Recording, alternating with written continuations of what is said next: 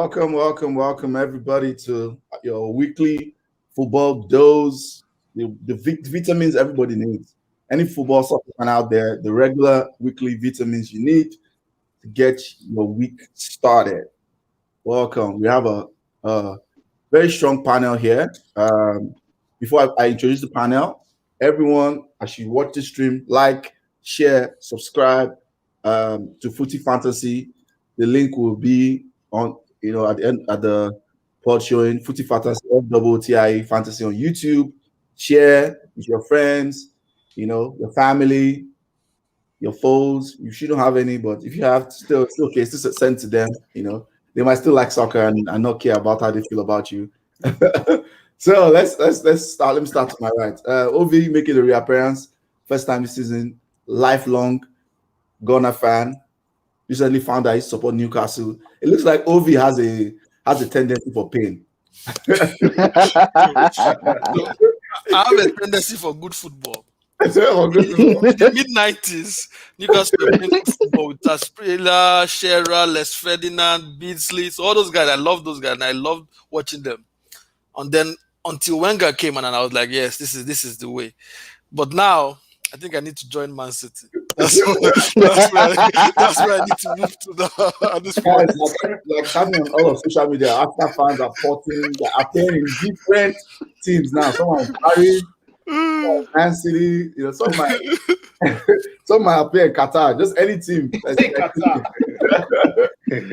They don't like their business model. Yes. They don't like their business model. Next on the panel, Idris, Chelsea fan. Chelsea's rocking. Idris, thanks again for always coming on. Thanks for having me. Part of the Footy Fantasy team, Mr. Ola, Liverpool, Scouser. Yeah, you know how we do. Most successful team in England. You always need somebody to represent us on this panel. So thanks for giving me the honor of representing the most successful club in England on this panel. Thank you. Thumbs up. If Magnum PI existed. Idris, you need to spray the salt too. You have to. I got sleepy for a minute there. Here discuss us, talk about history. Yeah, we don't care about history. No, this is current day. Come on. We won the league just last year or 2 years ago. Come on. Yes, that's not history. You can still brag. It's still within the. Yeah, we won the league last year, not even 2 years ago. Last year. Come on. So okay. That's not history. What is not present is history. History has ended. Okay. So you cannot brag about United's match today because that's history. You cannot brag about United's match today. That's history. I'm not even brag. On this panel, when I'm wearing this, I'm a neutral. I'm just I'm a neutral. I just analyze football. That's what the last person so far. Other people will join later. Mr. Itata, we call him the Oracle. Yes, we call him the Pan-Africanist. He has many names. Thanks for joining us. Thank you, sir. Okay, so I think today we'll start. Let's start with the Chelsea and Liverpool. That was a big game for the weekend.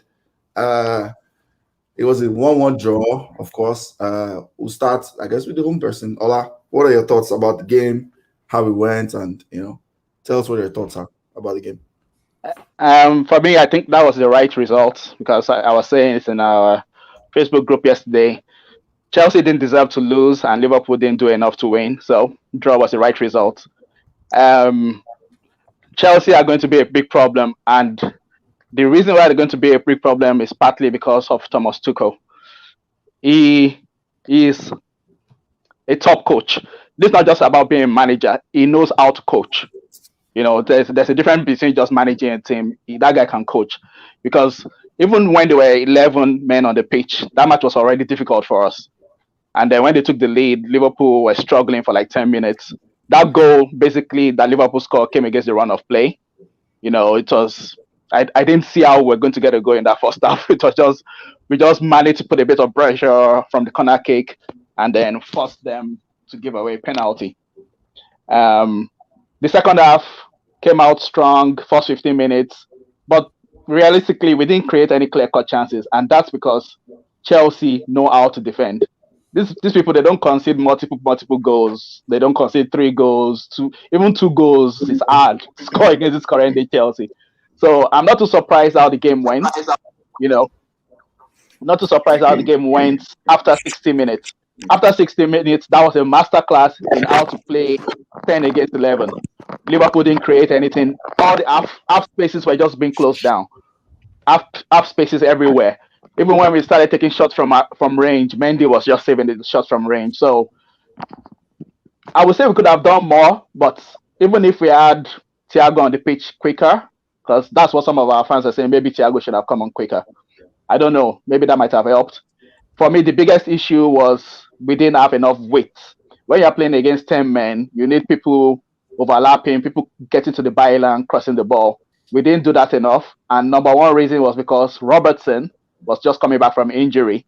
So he was not offering he was rusty, basically.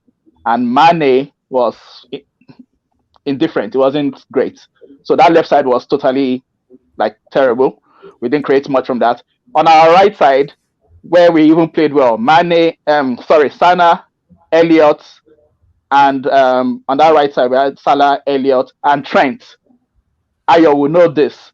All of you basically know that you've been watching football. If you're trying to create weight, you cannot be putting players who like cutting into traffic. So the problem we had on that right side was Salah is left-footed, is cutting in. Elliott is left-footed, is cutting in. Trent, who is right-footed, who should be hitting the byline to cross. Trent was playing the KDB role because he's playing that role where instead of him to be a right winger or right fullback, he's playing that right midfield role so he can be swinging in crosses. So we had no weight on that side too. So Chelsea they dealt with us so easily. As in, I wasn't disappointed. I was just I was admiring how easy it was for them to just escape with that point because they have a master coach who knows how to set up his team to minimize damage. And they even countered a couple of times. They almost scored, even with 10 men. There was a shot that was almost going in that was saved by Alisson. So, in summary, it was the right result. I'm not disappointed. Chelsea are going to be a problem, obviously, for many teams. And at this rate, if they don't win it, I think there'll just be a few points off the top if they don't win it.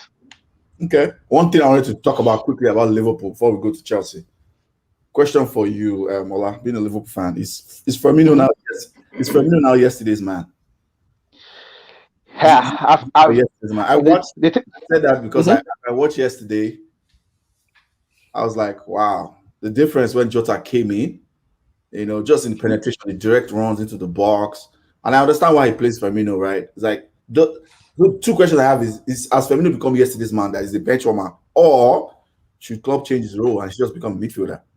And it's just playing him midfield as a 10. I'll answer that second question first. Klopp has tried that. We've played 4-2-3-1 a few times, more than a few times, and we've played Firmino there. He's still not very effective in a number 10 role because maybe he gets confused about what he's supposed to do. Because when he's in number 10 role, he doesn't create more or he doesn't score more either. So I think his best role is as a false nine, but I have issues with that. I've been vocal about it. When I criticize Firmino, some people they over, how will I say it? The way Pep overthinks things. They would be like, oh yeah, but Firmino is playing because it's linking up Mane and Salah so they can score more goals. They're looking at it from the tactical point. I'm looking at it from the effective point of view. He's not as effective as he was before. Yeah, we know why he was playing in that role. Salah and Mane were getting double digits. But even when he was playing that role at his peak, he too was scoring double digits. But now he doesn't score double digits. So what's the use of having him as a starter when he's not even scoring double digits anymore?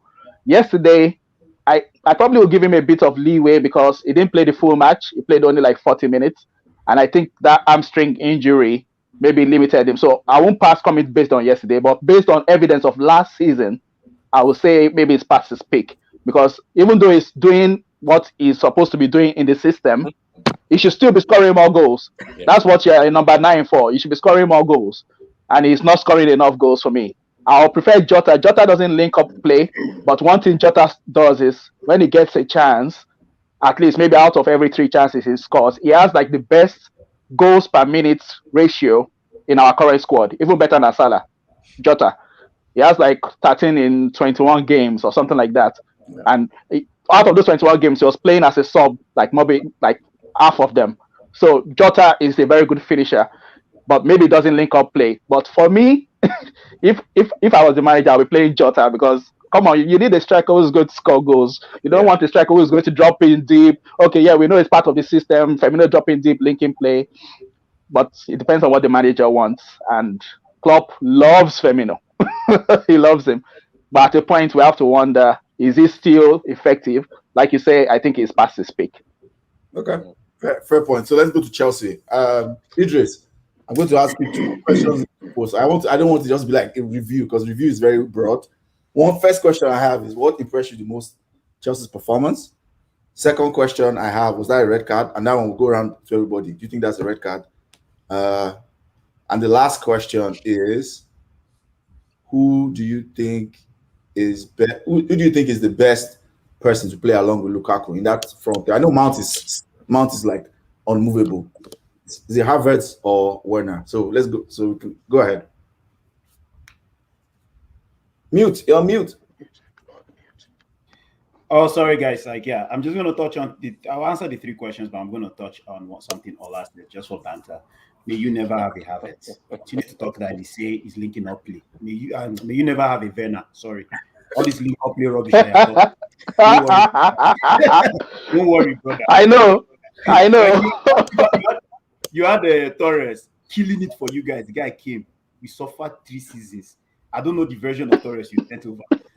Since that Torres situation, it's like we've been cursed. Anybody that comes to Chelsea comes with some disease, except they're an aggressive striker. We actually make it in life. So, but to answer the 3 questions, as you said, I'll go with the first question was who is the best person to play around Lukaku? Easy answer. It's Kai Havertz. Kai Havertz there's a characteristic of a player that Kai Havertz is, that he, in Germany, apparently, I think, what's his name will know, our Bundesliga experts. Dyer. Yeah, sorry. Dio knows there's a name they gave Kai Havertz before he came. He's the guy that does all. That's the word that he was called in Germany before we bought him. He will play offensive midfield. He will play on the right or on the left of a 4-3-3. He will play number 9. He will play supporting striker. It tells you the intelligent level of that player. He reminds me of Dimitri. Alexander? I think that's the nickname you're trying to talk about. I think that's the name. Yeah. So something like it's like a jack of all trades. Jack of all trades, pretty much. Exactly. Alexander, yeah. Alexander, thank you so much, bro. I appreciate that. He's Muller 2.0, in my opinion. Sorry? He's Muller 2.0. Exactly. Yeah. The level of intelligence of the kid at the age he was I think why we really paid what we paid for the boy. The remaining was for him to, I think when he came into the Premier League initially, it was just not, I don't think a lot of people grasp how like very fast and physical playing up front in the Premier League is. That's why I'm willing to cut Firmino a lot of slack, as Ola is saying. But I understand where it's coming from. I can cut Firmino off because plays back to his goal, allows the play come through. The second question you asked was that a penalty? No. Everybody's looking at it from a slow motion standpoint. It's a no, it's not a penalty. Was it a red card? I'm sorry. Was it a penalty? Yes. Literally, translation. Yes. Was it a yellow card? Yes. Was it a red card? No. Come on, man.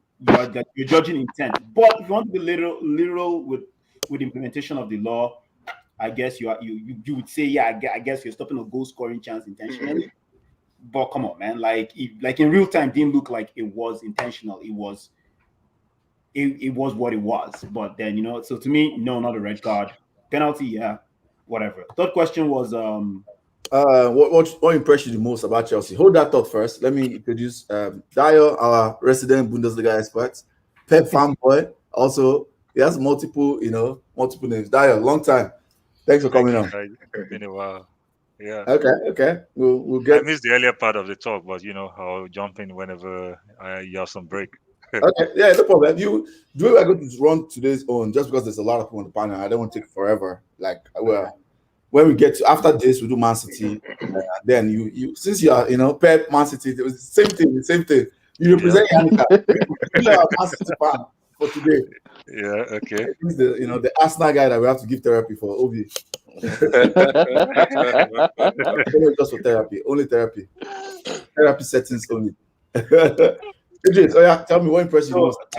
For me, it's just something that we are very used to in Chelsea, and I know people say boring, boring Chelsea. What you saw was the PhD of defense.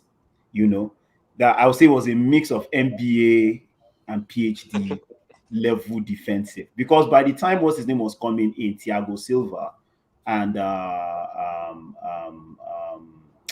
Chaloba and the whole restructuring after the red card, you would realize that like there was just a level of calm and a level of experience playing Silva, Aspilicueta, Rudiger, Alonso in his preferred position, not in the back four.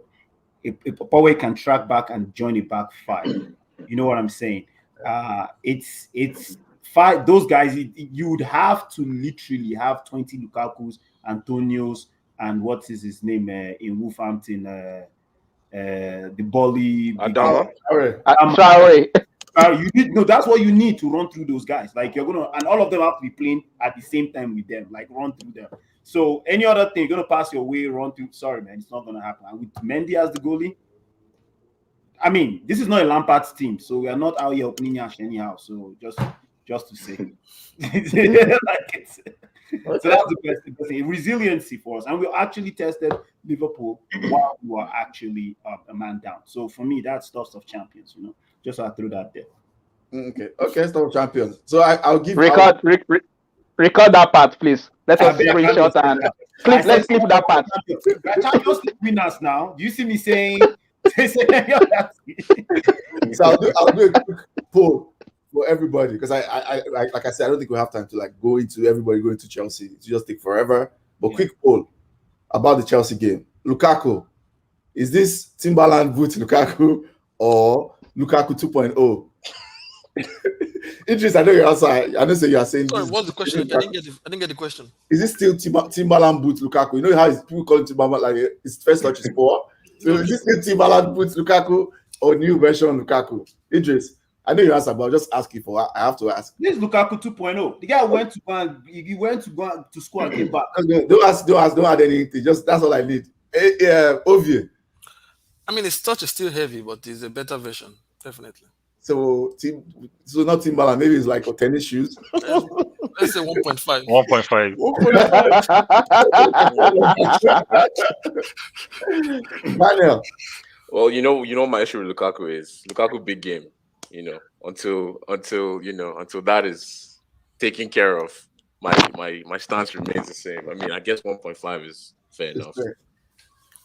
But It's big games, yeah. Okay, It's still Timberland boot. The sole is sliced in half and a little bit of glue on it. Hola. The absolute disrespect to one of the greatest goal scorers of this generation. It's baffling. It's baffling. Come on, guys.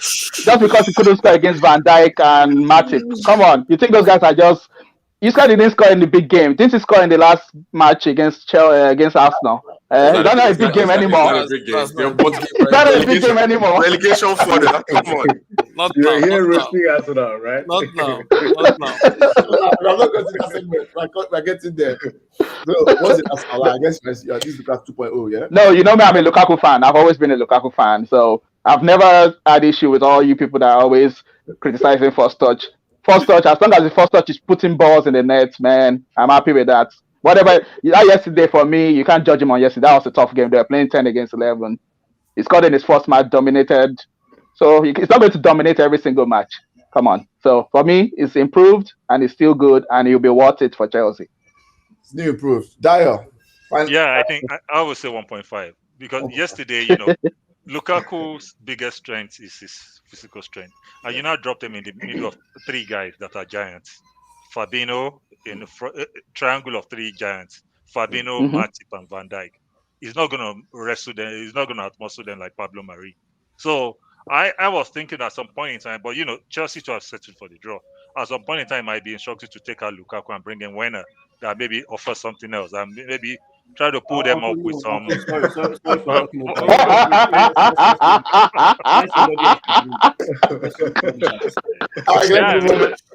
Because sometimes you see Lukaku try to do passive power, like he'll be running to the right, ball will be running to the left, all those kind of things. But there are still enough Arsenal in the league for Lukaku to be one of the top scorers.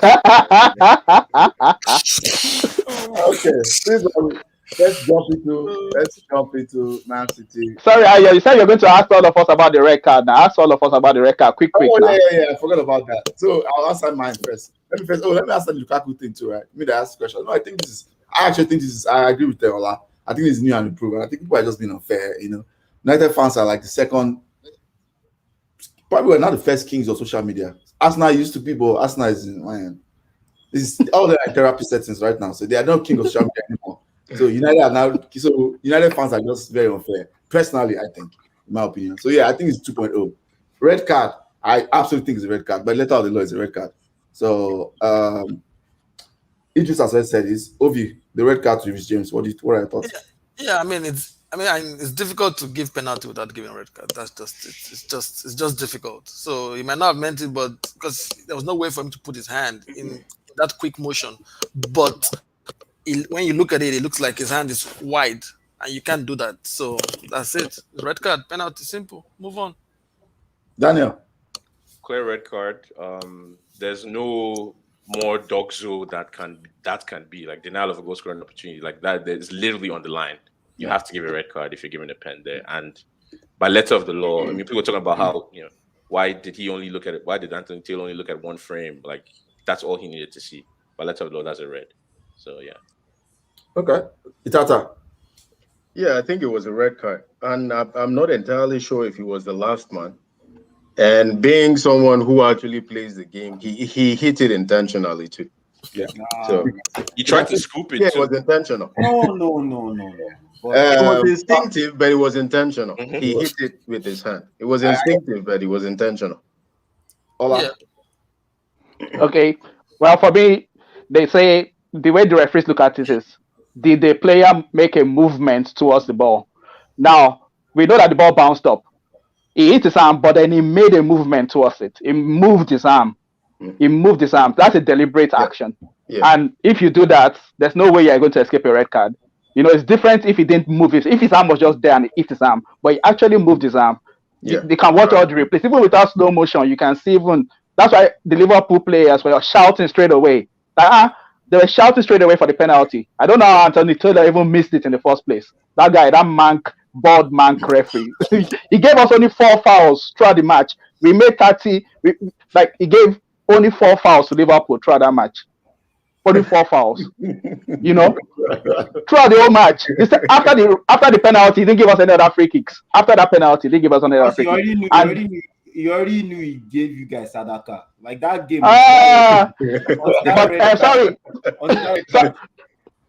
Shout out to Rudiger just before I move on. Shout out to Rudiger. I don't know if many people saw this. Before Salah took the penalty, Rudiger went to the penalty spot and scuffed it. And then the referee caught him and they gave him yellow card. So when people started shouting, why they give Rudiger a yellow card?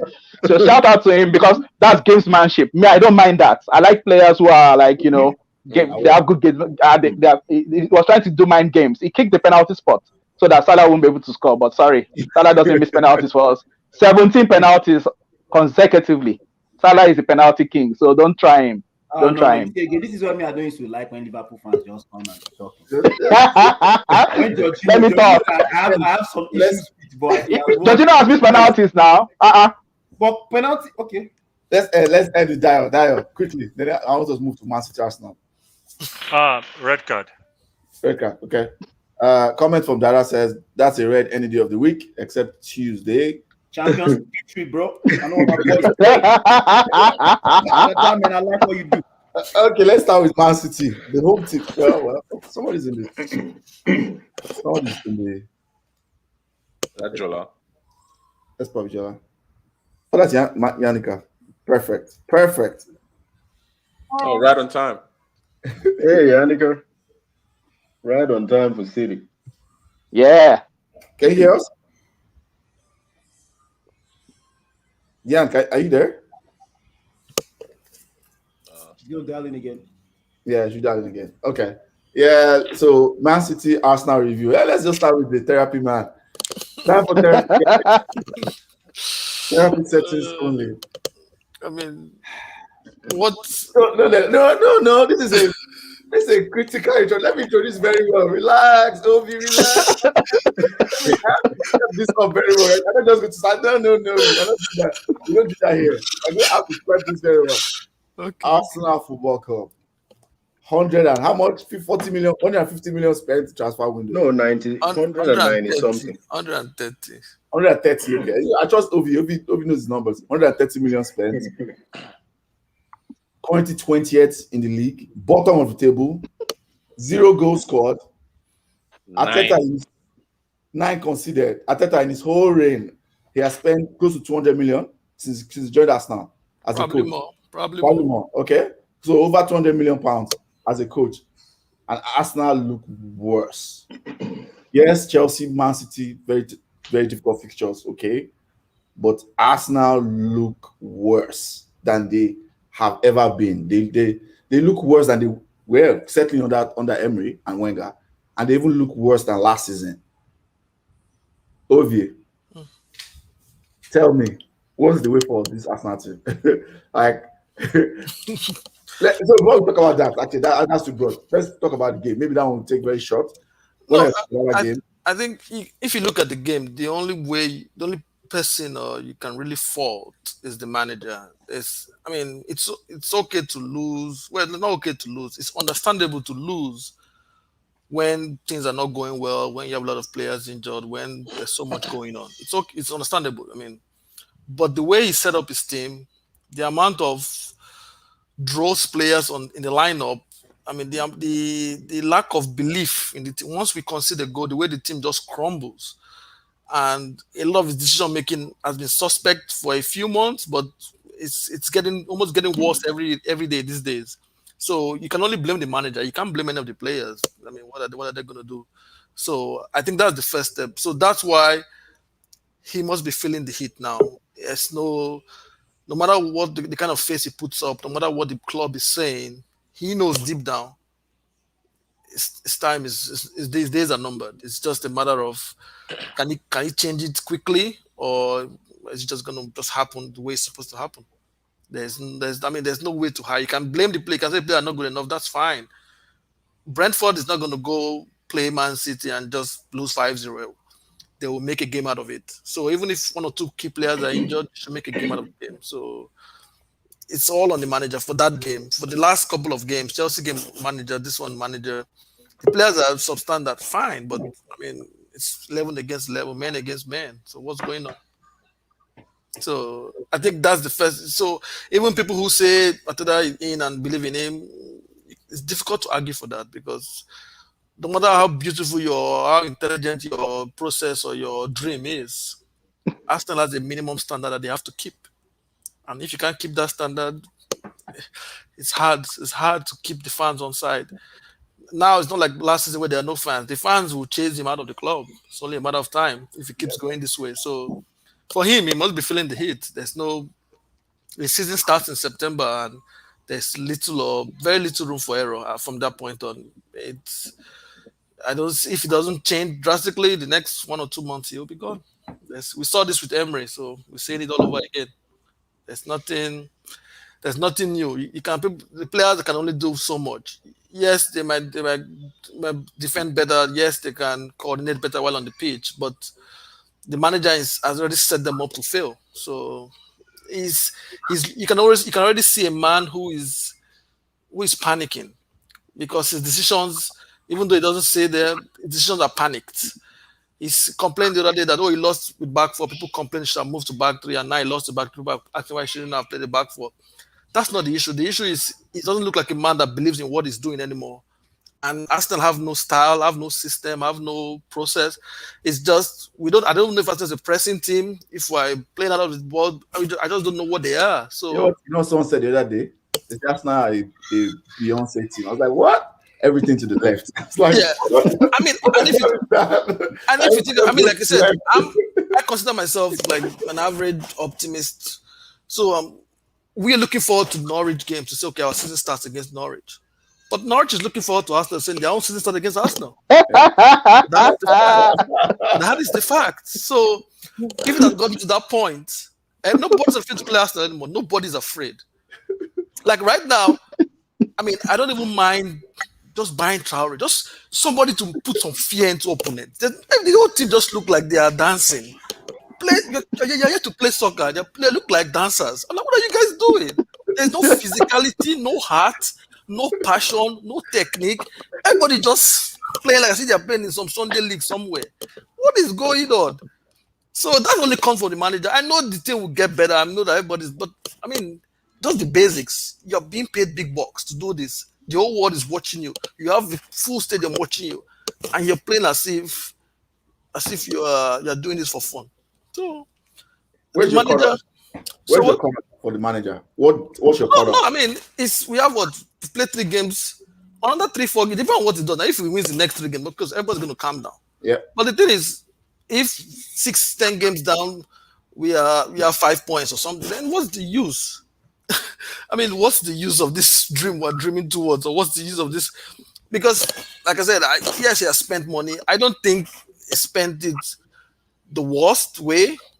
He's been unfortunate with injuries. He joined at the time of COVID. I can understand all that. But when you put out 11 men out there, I expect a minimum standard. I mean, that's just life. You're wearing Arsenal jersey. You should be, at least there should be a minimum standard that you can say, okay, you know what? We're going out there. We're playing Arsenal. Yes, we don't have our key players. Like, people are injured, but we're going to fight. I mean, show something. So once you can't meet that minimum standard, I mean, there's only so long you can use fancy words to confuse people. It's only so long. Project, process, all this funny talk. It's only for so long. So, and you hear Pep coming out to say all kinds of things.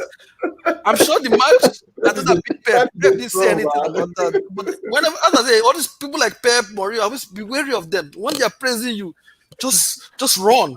Those guys, just run from them. Don't listen to those guys. They know what they're doing. They're like Ferguson. They're like what Ferguson. Yeah. They used to say that if Ferguson is praising you, then he's not afraid of you. But when Ferguson start beefing you, then you know you're a threat to him. Ferguson and Wenger could not see eye to eye on any level because he knew that was a threat. This guy is no threat. So I mean, I don't know what's good. Like I said, I want him to do well. I want Arsenal to do well. I like his hair. I like his talk. I like his hair. You have to be factual. There's only so much all these fancy things can get you. You have to win football games. That's what you are doing. You are not technical director. You are the manager of the club. You have to win football games. And if you can't win football games, there's nothing. You can speak all the languages in the world. It doesn't matter. You have to win football games. So that's where I think it's going to be hard for him. I like the concept of him coming to Arsenal. I like, the ex-Arsenal captain, Pep light in his ways, you come and bring all this technique. Fine. But if you cannot win the games, I mean, there's only so long you can survive before. I mean, so I think it's going to be. I feel for him. I kind of feel like I'm at the point where I feel sorry for him. I don't just say, I take that out. I just feel sorry for the guy. Like, I hope things get better for you. I hope you sleep. I hope your family is comforting you at home. I'm just happy. I'm just hoping good things for him. Because there's nothing more. You can't beat somebody when he's already down. The guy is already down. So you can't beat him anymore. You only have hope that you can come back up somehow. That's fair. Very good point, in my opinion. I mean, I agree with everything you say. I think I predicted he's not getting to October, and I'm still standing on it. I don't think yes, October. They're going to pull the trigger. The fans are going to turn at the Emirates. It's going to get nasty. I see it getting nasty. There'll be 1 or 2 shocks coming. Some weird team beating us at the Emirates. Let's move to Man City. We have the original Man City person. Dayo will still come to you. So let's talk to Jan first. Jan, so from a Man City point, sorry, before Jan says anything, Dada says anyone can lose to City 5-0 on a bad day, but Arsenal has had 3 bad days in a row. Yeah, that's true. That's very true. So from a City standpoint, no striker. City has a problem. Negativity. City put 5. And that game could have been 10 easily, if not for Leno. I remember there were like a couple of 1-on-1. So all of a sudden, Gabriel Jesus is now this wing forward playing well. Like this is the best I've seen Gabriel Jesus played my whole entire life. Maybe it's recency bias, but this is the best I've seen him play in my whole life. I'm like, whoa, where did this come from? This guy, and this is not. It's not like they have. City have not had like easy games. Even when against Spurs, he played well. Yeah. we're going to Arsenal. So take it. What are your thoughts about City so far? I think we do need a striker. I think in games like against Norwich and Arsenal, we're at home. We scored the first goal, that sort of thing. That normally when City score the first goal, they don't really struggle too much. But yeah, it was one of them. If we go 1-0 down, will we win? Sort of thing. So I know the first game, to me, I knew we weren't going to win the first game because I knew with the squad that we were going to play, the fact we didn't have a pre-season, yeah, I knew we weren't going to win that game. But I think City look good. We look good at the moment, but I think we're still going to need a striker. For them close games where it's 0-0 and you just need someone to score, we need someone that's just clinical. And if we get one shot, or one main chance, they can put it away. Because like you say, it could have been 10, but we like to miss a lot of chances. So I think that's still going to be a problem, especially when we play against like Chelsea and Liverpool away, where you don't get too many chances. I think we're going to need someone that can just put the ball back in the net. So I think we still need a striker. I think if we get a striker, we should win the league because I think our squad is the best in terms of depth and everything else. And then if we don't get a striker, then I think we'll probably finish second. I think Chelsea will win the league if we don't get a striker. But yeah, be coming down. Yannicka, be coming down. But you know what it is, though? Yeah, you know what it is? If anyone can win the league without a striker, it is Pep. So we're in the best position to do it. But I do think we need a striker. I think we're going to struggle later on in the season. That's all I'd say. But yeah, so far so good for City, apart from obviously losing to the second worst team in the league. Why we always have to lose to bloody Spurs, I don't know. I can't stand Spurs. I don't know if anyone here supports Spurs. Nope. But, yeah. It don't matter anyway. We'll see what's wrong. Yeah, I hate them. So question I have, who are you in for though? Why? There's what, by the way, anybody watching, we're going to do a transfer window special poll on Wednesday after the window closes. Then we'll dive into transfers. We'll dive into more into CR7 transfer, all of that. But who are you guys in for, Yannicka? Which striker are you in for now? 2 days to go. Because I'm not hearing anything. anything. Yeah. So obviously we were in for Kane, which I knew we were never going to get Kane. Thankfully, I don't like Kane. So I knew we weren't going to get him. There was that Florentina striker, but he said that he's staying. Andre Silva, who I thought we would get, went early in the window to Leipzig. So there's not really anyone that we're linked to. Lewandowski has said that he wants to leave. I'm seeing links there, but I don't think that's legit. I think it's just the fact that he said he wouldn't mind leaving and City need a striker. I don't think there's any actual truth to that. Ronaldo was another one I said we would never get. It was obvious that he's not a Pep player, so it would have been really strange for Pep to go and get Ronaldo. I think they would have clashed a lot if he did get him in. But for me, he was a clinical player, so I would have taken him. But yeah, the club, I think, offered him like 200 and something thousand pound a week. He's not taking that. So yeah, it's one of them. I think, I don't know who we're going to get. I know with City, sometimes they do come out of nowhere with a transfer and you don't really hear about it. And then next minute they've signed.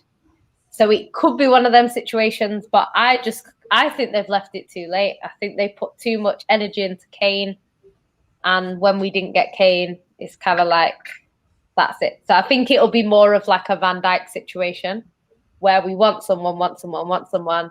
They go elsewhere and then we're kind of just left without a striker, which is annoying because we used to have 4 good strikers and now we have 1 who's 18. It's not ideal. Sorry, just quick question. So you don't consider Ferran Torres as a striker? Because I think that guy is really good. I think he's clinical. Yeah. So what's your opinion on Ferran Torres? I love Ferran Torres. I actually really like him. He gives me, like I said last season, he gives me like Leroy Sané vibes. Like you could see in Leroy Sané's first season how good he was going to be. And then the second season, you saw the best of him. And that's what I said about Ferran. He's not a natural striker, but he is very clinical, and Pep has been molding him into a striker. So I think it'll be like a Zinchenko situation where he's not a left back, but he always plays left back. So I think Ferran Torres will play there. But yeah, like I say, it's just in them games where it's tight against Chelsea and you have two chances. Like, is he going to score from them two chances that we get? I don't know. Like, he's still quite young himself. Yeah. He's still quite new to the league. So I think to put a lot of pressure on Ferran Torres and Delap is a bit unfair. I think they should get someone else in. And then they can kind of share because City play like 50 games a season. So it's a lot for sort of him as the only striker with Delap. But Delap, like I say, he's young. So it's not guaranteed that he's going to come in and have that Premier League 2 form in the Prem. What I would say is that Greenwood has done all right. And his record in the EDS team is better than what Greenwood's was. So he's set up to be a really, really good striker. But like I say, we don't know how he's going to react to the Prem. He might come in, he might be just really nervous and not be able to score. So, yeah, we'll have to see. But I'd like to see him get a run out. Maybe if we're playing like Crystal Palace or something like that, he can play. But yeah, we'll have to see. We'll have to see what happens with the lap. But I don't think City will buy anyone now. I think it's too late. Okay. Dio, what are your thoughts about City? Dio is, by the way, Yannick, Dio is just supporting City fan. Even as a Bayern fan, he loves Pep so much that he naturally supports City. That's good. For the next 2 seasons. Next season. Yeah, until Pep leaves. What are your thoughts quickly about City? You think they can win?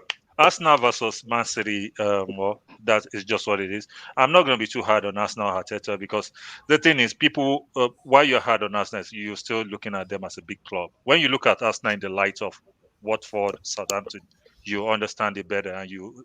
Oh my goodness! So the thing is, you expect normally when you come into the season, you expect Arsenal to lose to Chelsea. Look at the poker face. Saying that with the poker face. Yeah. Okay. They lost to Chelsea. They lost to Man City. At their best, they will even lose to those teams anyway.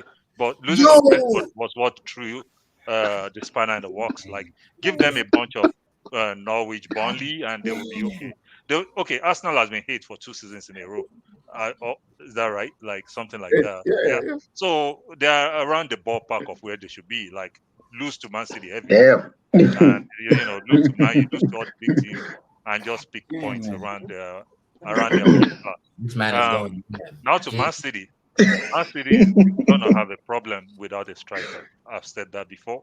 They put all their eggs in the cane basket. It didn't work out. But I think Pep is. I'm a little confused now because he has 2 seasons more. It will be. I expect him to try to go for it in this last 2 seasons. So assuming he had longer time, I would say maybe he was comfortable with going strikerless this season and just go all the way for Haaland next season because that's the only thing that makes sense now. Like, Chelsea's out of, you can't have Lukaku and Haaland. Man U, I don't think you can have Ronaldo and Haaland together too. So it's clearing the pathway for City. If things remain the same, if Mbappe stays in PSG at least for 1 season, like, it's clearing the way for PSG, City and Haaland.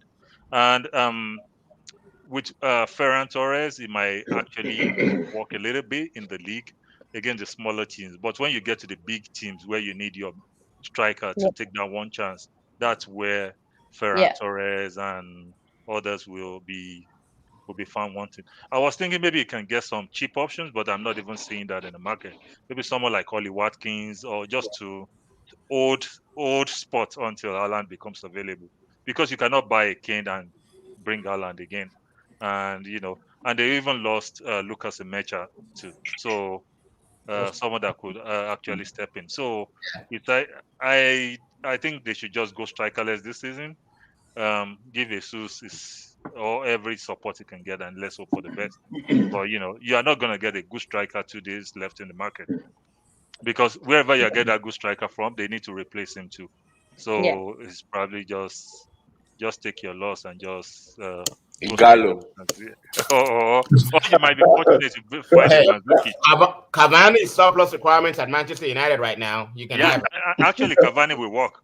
Cavani will work perfectly. Like, or even a Mandzukic, wherever he is in Bosnia or wherever he is, like in the war front somewhere. Like, just look somewhere. Okay. So let's do this quickly. Since we don't have time, I do. Okay, first comment says they are going for Haaland next season. Yeah, you just said that. Thank you for the comments, Facebook user. Tell us your name. So I'm going to ask everyone who was the man of the match yesterday. So Dyer, who do you think was man of the match? Man City, Arsenal. I didn't ask for Chelsea game, but yeah, I just remember that. Chelsea game, I would say, well, it's just a Tuchel masterclass. I don't want to give any player the credit. That's just Tuchel. Like, giving any player the credit is taking. Tuchel is schooling everybody on how coaching should be these days. And, it's even, you can take out Silva. He has played with Silva. He has played with Zuma, played with Rudiger. All those so-called useless defenders ever, like in the days of Lampard, all of them are looking like Maldini and Parezi right there. Even Christensen. Right. Even Chalobah. Even Chalobah, he will put Idris there, and you think, "Oh, is this Maldini?" Like that's my best. That's probably my best hot take of all time. Yeah, like, early when everybody was doubting him. I feel proud. I pat myself on the back for that. Me too. I pat myself. Who doubted Tuchel? I'm just. I'll not name names. No. Name them. We know the people. Let's not go there. I won't name names. Tuchel is the MVP of yesterday's game. Tuchel is the MVP for Man City. Arsenal, you don't need to naming an MVP. Is just like, okay, would you name an MVP versus Brentford or someone? It's just they took care of business. That's just it. Like, you just played against even full team Arsenal will lose 5-0. So 10 men, it's just, let's just get over that. Don't let's dwell on the Arsenal thing too much. Okay. Yeah, finished them already. You finished them already. May I never offend you and you're telling my story to somebody. I'll just be like, that stupid guy, like, very low class. On the normal day, it doesn't even have sense. Like, whoa. It's like that scene in The Simpsons where it's like, stop, he's already dead. How far can you keep cutting? Oh, really far. Who was your man of the match for Man City yesterday? Me? Yeah. Who was your man of the match for Man City yesterday? Oh God, there was a few that played well for City, to be honest. I thought Gabby was really, really good. I can't remember who got our actual. I think Ferran Torres got man of the match. Yeah. He scored 2 goals. But Gundogan was really good as well. Grealish created a lot of chances. So yeah, I think it just a good performance all around. But I'd say Gabby. I think he's just was very, very good everywhere. So yeah, probably him. Did you watch the Liverpool game with Chelsea? If you did, who was your man of the match? Yeah, I think Chelsea defended well. That's why Christensen actually got man of the match, which is probably fair, to be fair. So yeah, I'd probably agree with what they said, Christensen, because they defended well. They had 10 men, and yeah, I don't think Lukaku was at his best, but I think it's because he's better in a 2, and because they had a player sent off, they put him up front on his own, so he couldn't really get into it. I don't think Liverpool were particularly that great. So it wouldn't be any of them. So yeah, I probably agree with Christensen, to be honest. He was solid. Everybody agrees? So I don't need to go around. Everybody agrees? No, I disagree. Okay, who's yours then? Of course. Man of the match for me was Idris' favorite player, Jorginho. And I'm not trolling. I'll tell you why. Liverpool came into that second half, first 15 minutes of the second half. We're battering them. Because they didn't have anybody because even Gary Neville was saying it. Every time the ball broke, Liverpool were getting the ball back and just putting the pressure on. But after like 60 minutes, Jorginho came into that game and started winning fouls. This is one thing. There's some things people just look at. Oh, assist, passes. There's some nuances in football that people also have to take note of. Jorginho started winning fouls, breaking up momentum. And from that 60 minutes to the end of the match, Liverpool didn't create nothing because we lost all momentum from that point. And it was because of Jorginho. Go back and watch. Jorginho won like 3 free kicks in like 5 minute spell. Just broke up momentum. Very soft free kicks. Like Mane would just go near him, just breathe on him. But Jorginho would just go down, bam. Free kick. Momentum was lost. It was man of the match for me. Intelligence, game intelligence. That's you cannot buy it. You can practice skill. You can't practice game intelligence. That guy's game intelligence at some point. Jorginho is known for massive game management anyway. Any other questions? I think Rudiger. Okay. His 1v1 defending yesterday was really good, really good. And I mean, given the person who was to his left, Alonso, like he did a lot of covering for that guy.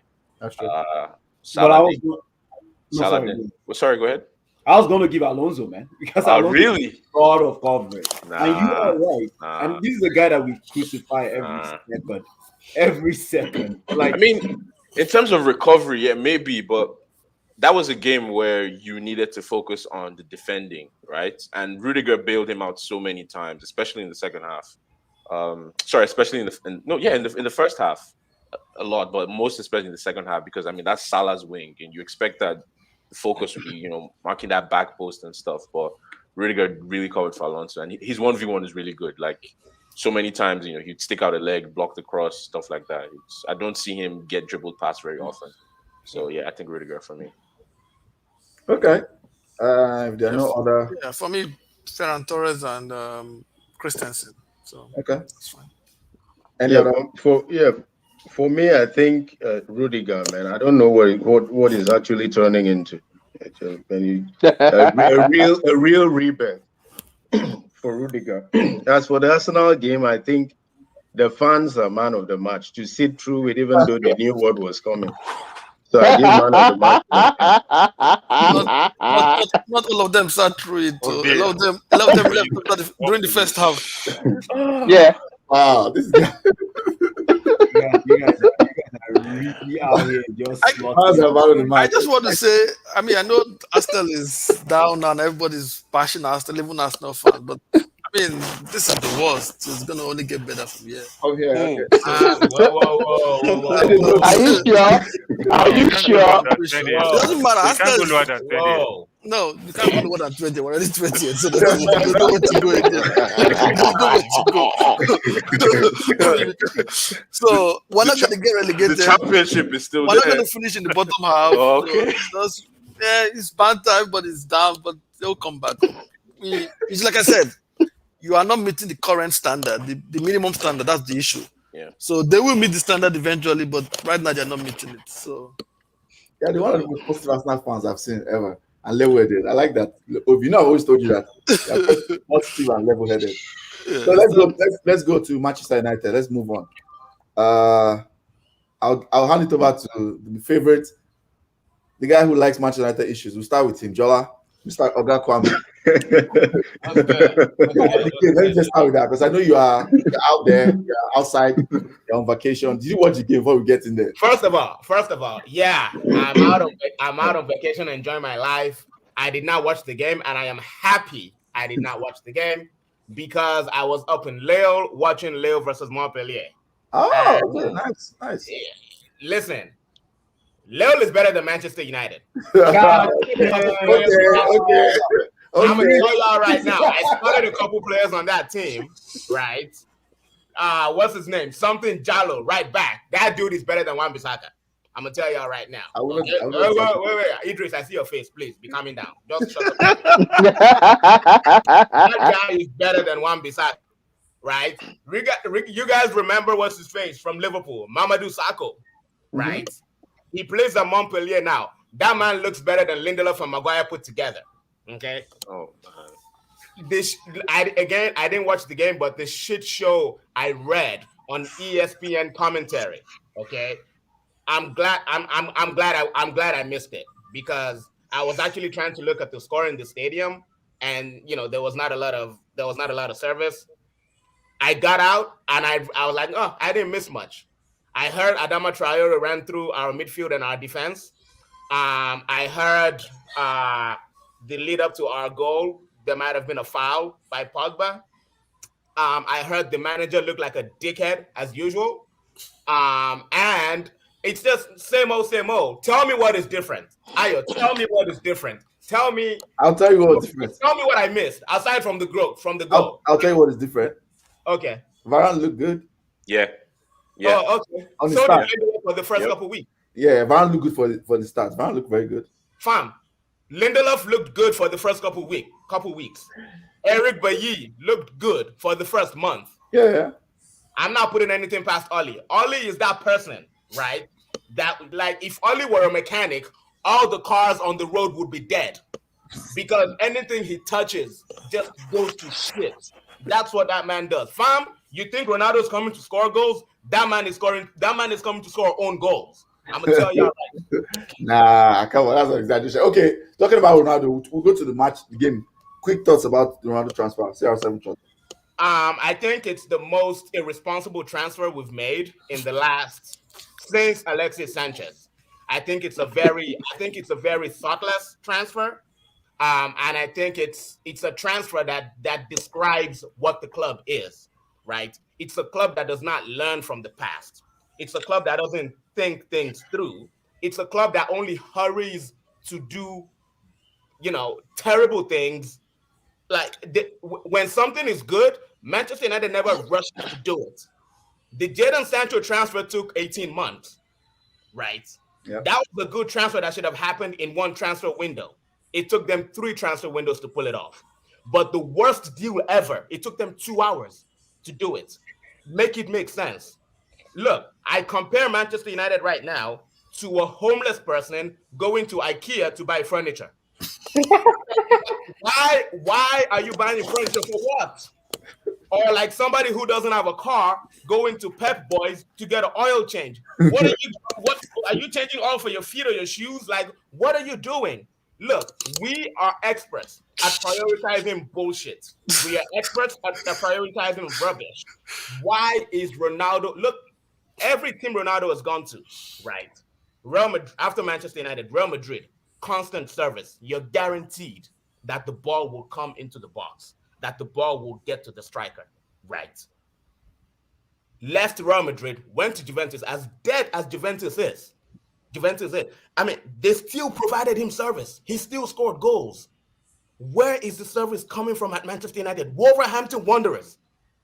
We struggle to create chances. And this is not a one-off.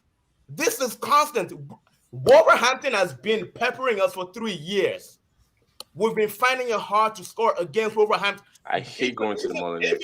Even before, what's his name? Espirito Santo left. Now they have Bruno Lage. We still can't score against these men, right?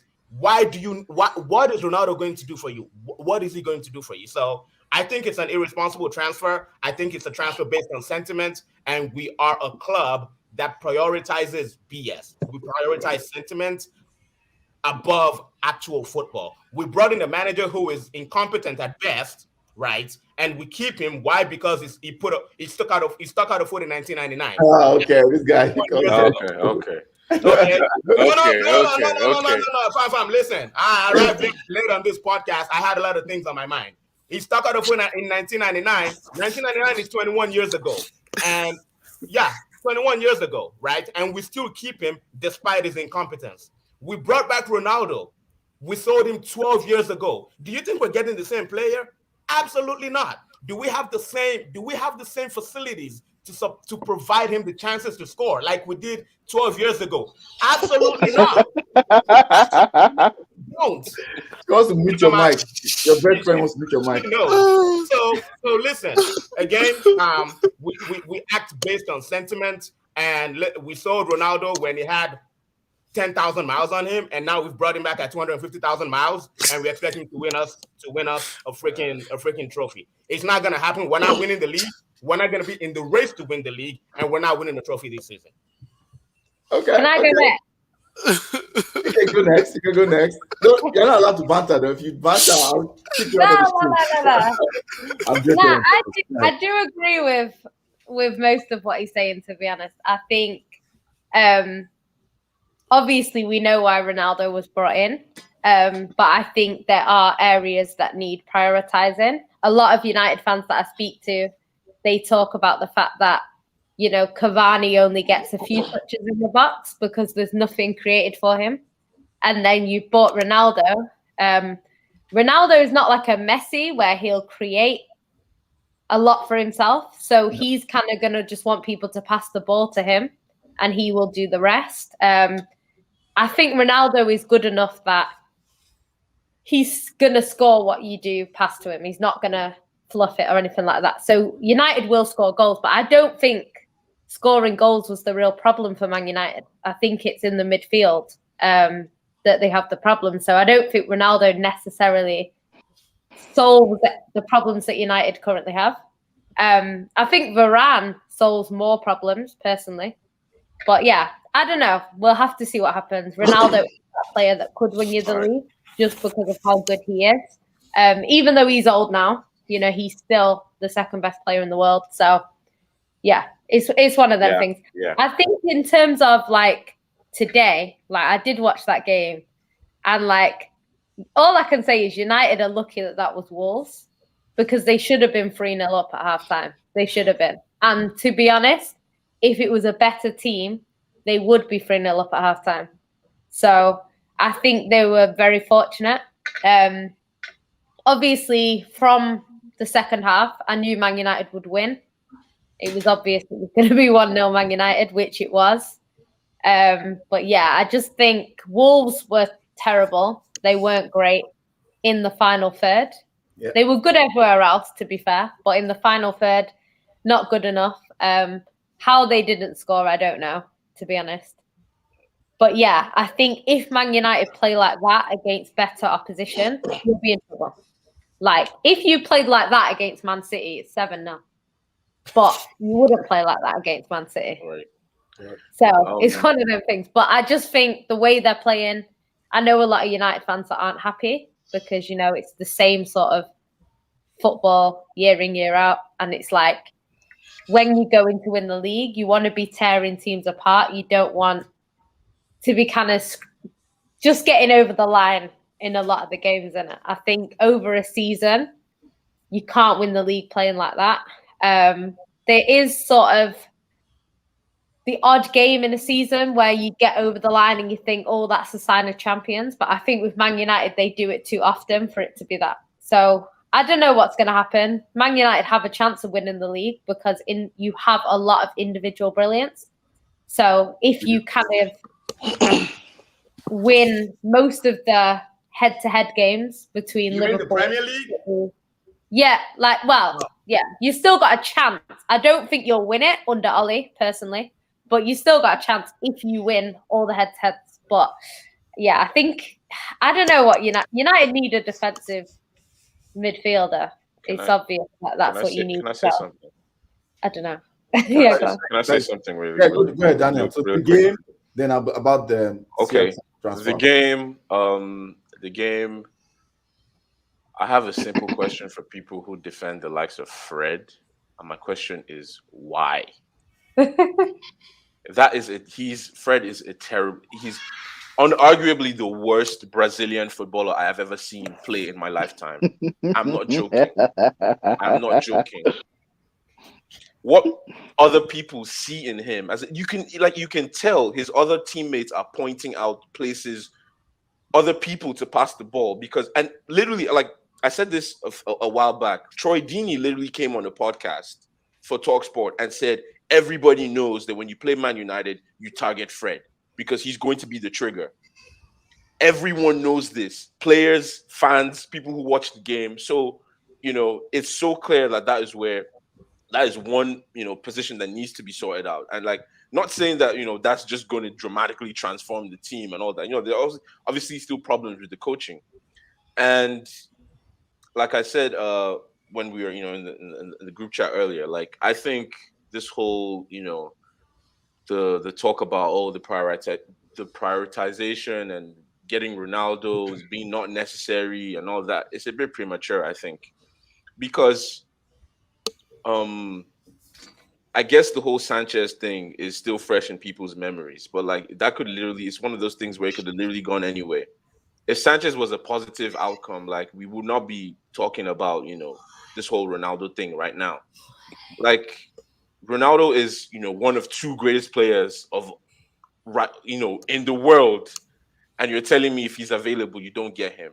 And what is to say like getting Ronaldo does not mean that okay, we've got Ronaldo, our priority has to change. We have 3 days left in the window.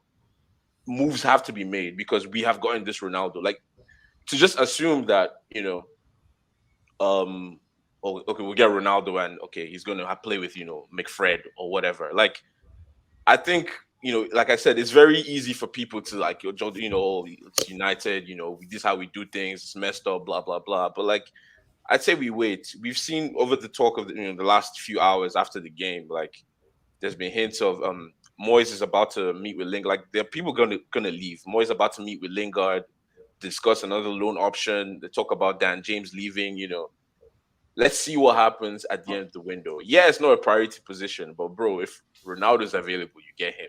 If Messi's available, you get him. Like these are like literally the greatest players of all time. You get him, and then your priorities change. You go ahead and they talk about youngsters. Greenwood is 19. 2 years from now, he's going to be 21. He's still considered a youngster. He'll be fine. Rashford, like the base of our team is full of young players. These are people that they're going to learn from. And playing with Ronaldo, your game has to step up.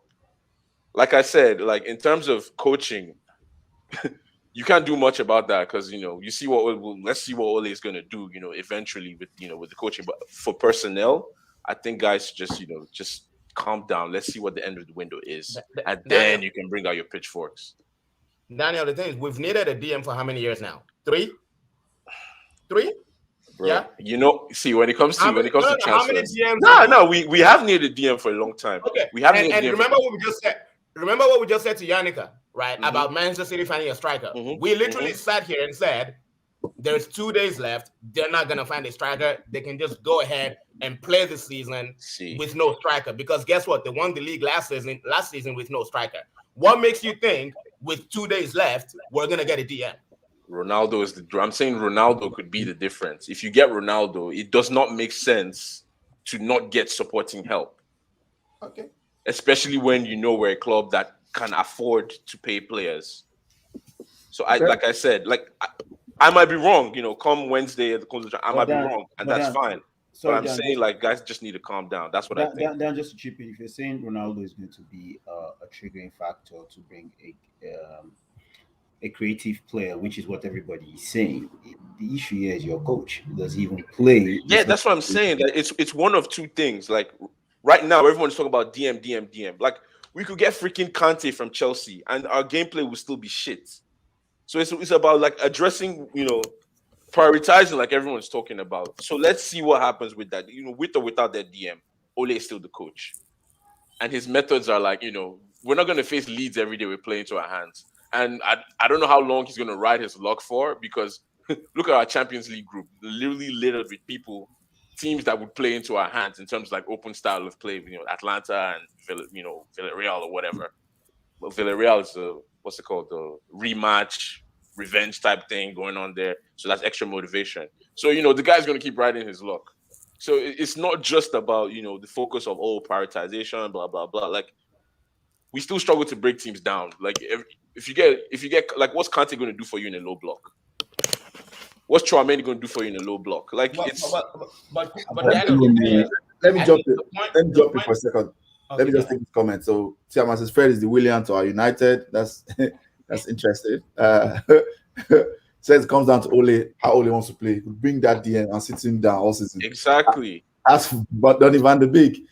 Hashtag free Donny van de Beek. Hashtag. Hashtag free Donny. Free Donny tackles of the bench. It is getting worrying now at this point. We have a central midfielder we have not played for a whole season. Oh, you're about to say, sorry, Oga Kwame, quickly, so that we can. I was just saying that at this point, I think at this point it's about eliminating every single excuse Ollie and his Ollie sexuals have, right? And when we had Magdalov, they're like Lindelof is Lindesoft. Lindelof is always off. He's not good. Now we have Varane. We've eliminated that excuse. That excuse is gone. No, we don't have any presence on the right wing. We're left heavy. Thank you. We got Sancho. That excuse is gone. Okay. Yep. Oh, now we don't have DM. We don't have DM. Blah blah blah. We need that excuse to go, right? That way we can see the true what this man is really made of. Because every time excuse I'll come there. Every time like we bring up anything against this guy, they talk about he has not been equipped with the proper weapons. You know next excuse that's coming though. You know next excuse. They say we don't have a good goalkeeper. Well, okay. I remember when that was an excuse. I remember clearly when the excuse was, "Oh, David De Gea is past it." These last 2 games, we lose it without David De Gea. Yeah, absolutely. And we lose 100. Absolutely. 100. So for me, I don't want to go to deep into that. So Tata, let's go. I don't want to take too long today. For today's game, I'm grateful that everyone here can agree with me that the Manchester United badge is noticeable anywhere in this world. Without this badge on the shirt, I wouldn't recognize the team that was playing. I don't know if you guys knew that was Manchester United. Thank God for the badge. Thank God for the badge. Yeah, and that even made it worse. Thank God for the badge. Because I know the players, but I couldn't recognize what they were doing on the field. And I would tell you at the end of the day, when players get on that field, someone is responsible for it. But I'll hold that till next time. You know, if the only inners want to fight me, they can fight me. But you fight me with facts. And the facts are we have been a bunch of individuals playing football. Now it's getting to 3 years. Is this the 3rd year of Ole? Ole in 3rd year. Full year. I said I would give Ole 1 full season before I start criticizing him. He had 1 full season.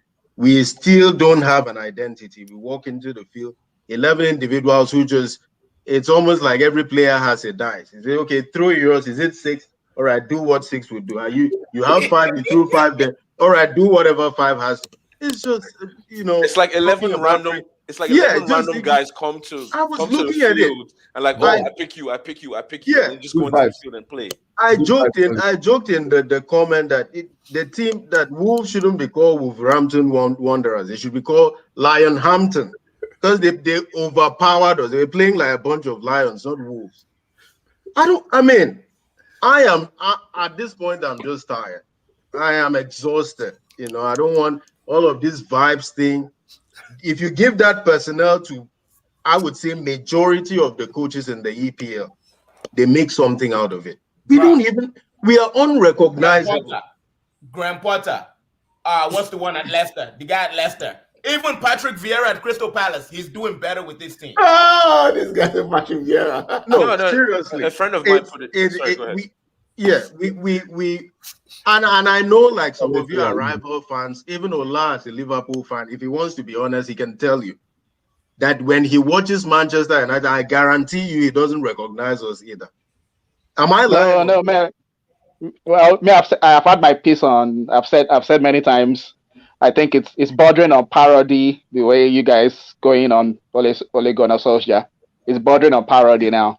I've had my say. Ayo knows my view. I've always said it's not as bad as it's made out. You can get better. You can get a better coach.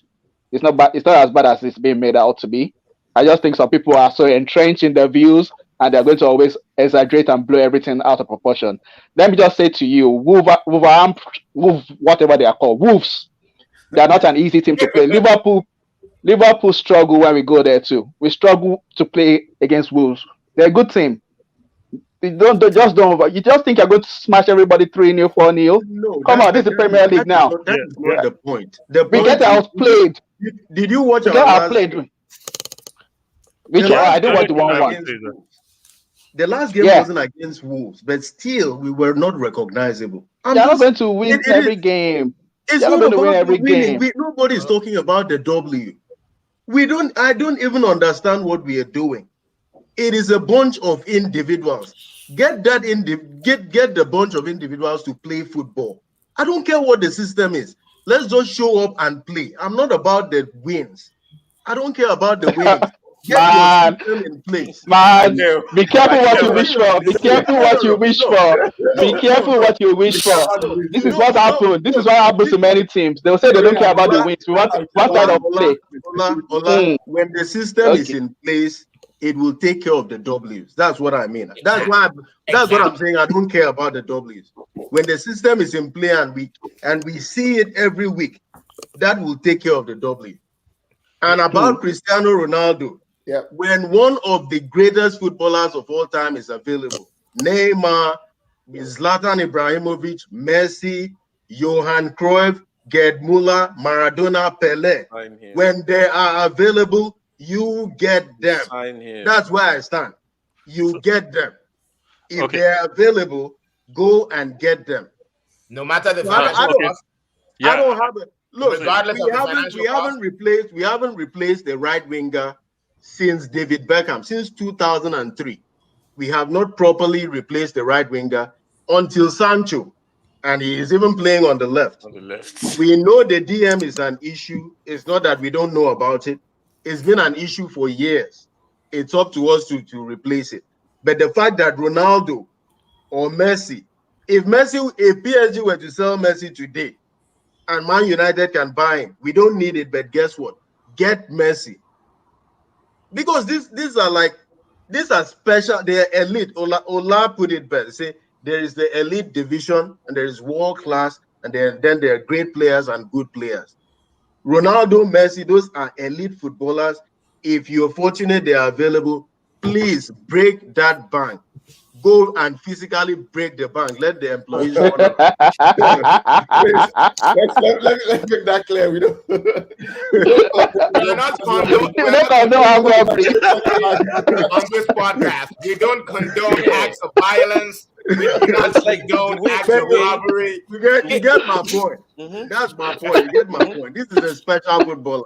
Now it's up to Ole to say, I have Cristiano Ronaldo. I have these pieces. What can I do? This is when coaches speak. That is why this season is between Pep, Tuchel, and Klopp. They are three good coaches that fortunately they have the best of pieces because of financial backing. United is in that category because of financial backing, but the coaching would be the difference this season, guaranteed.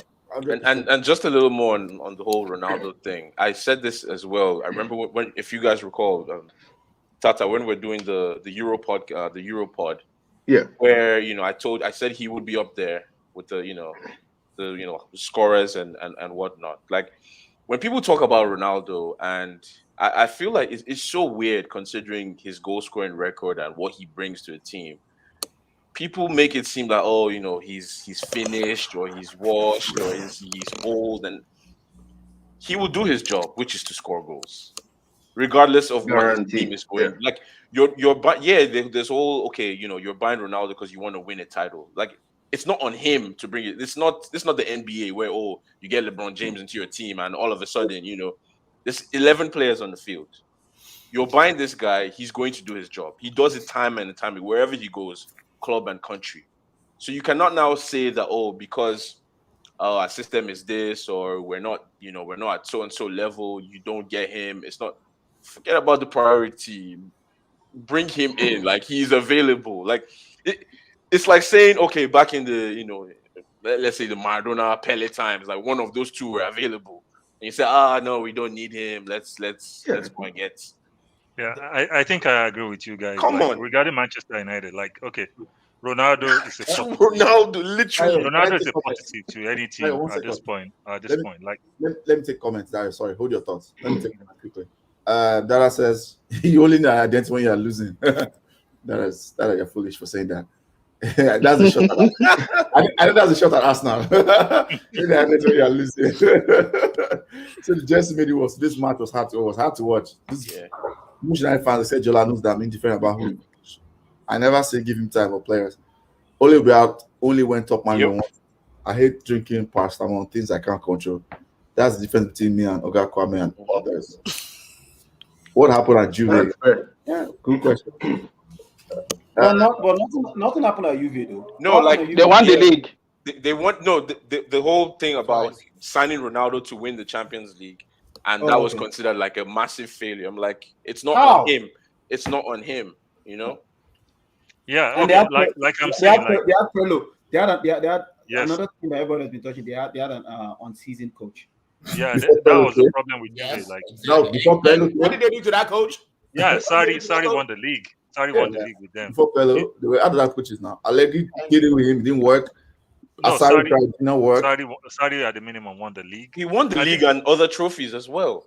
Yeah. I don't even. So the thing is, when you have the opportunity to get Ronaldo is a positive for you. Like, first of all, he brings a winning mentality. Ronaldo wants to win at all costs. He has a grudge at this point. He wants to win something. So if somebody's fucking around in the back, Ronaldo will shout at him, "Hey, guy, if You Oli have is to not step talking up. sense to you, I will talk sense to you. I'm not here to waste my time." So deliver well. Then two, Ronaldo is still okay. He's old, but forget it's just going to be there for 2 years, max 3 years. Just take whatever you can take out of him. You know how many players are ready and available to you. You want to still be playing Martial up front or Cavani, and with Ronaldo, your problem is solved. You've packed one problem on one side. Though, for me, being a rival fan, I don't like that news that Ronaldo is in your team. I prefer you to have Oli and have him for 7 years. So that gives them. Manchester United with their money, they are a dangerous opponent. You don't want to have someone that rich on the other side. If they now have Oli, at least something balances the equation. But now getting Ronaldo, I hate this guy. if you have Oli, at least you have a chance. But I'll get Dio. Ronaldo again. Dio, the way Oga Kwame has a section on the Footy Fantasy podcast. You have your own. This thing, But bro. for real though, that Oli, one of the major things for the Man U back, we all know is Oli. Rival fans will appreciate the contract they keep giving to him. So,